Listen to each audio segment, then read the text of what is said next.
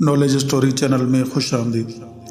किसी गांव में एक माही गीर रहता था। उसकी बीवी का इंतकाल हो गया था, इसलिए अब घर में उसका सिर्फ एक बेटा था।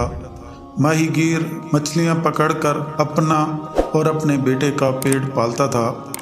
एक मर्तबा माही गीर मछलियाँ पकड़ने के लिए जा रहा था तो उसके बेटे ने उसे रोक कर कहा, बाबा, मैं मछली तो रोज़ देखता हूँ मगर मैंने आज तक कछुआ नहीं देखा, इसलिए आज मेरे लिए कछुआ पकड़ कर लाना।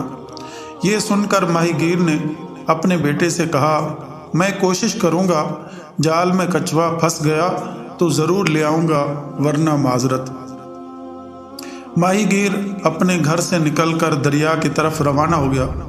दरिया के किनारे पहुंचकर उसने अपना जाल निकाला और दरिया में फेंक दिया। कुछ देर बाद जब उसने जाल वापस खींचा तो उसमें कछुआ फंसा हुआ था। ये देखकर माही गीर बहुत खुश हुआ, क्योंकि घर से चलते वक्त उसके बेटे ने उससे कछुआ पकड़कर लाने की फरमाइश की थी। माही गीर ने कछुए से कहा, मेरी किस्मत बहुत अच्छी है, क्योंकि मेरे बेटे ने मुझसे कछुआ लाने का कहा था। अब मैं तुम्हें अपने बेटे को दिखाने के लिए घर लेकर जाऊंगा, वो तुम्हें देखकर बहुत खुश होगा।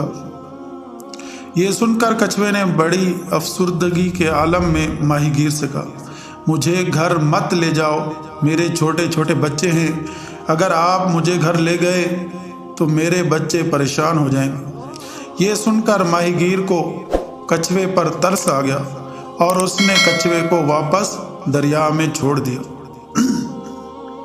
कुछ अरसे बाद माही गीर बीमार होकर दुनिया से रुखसत हो गया।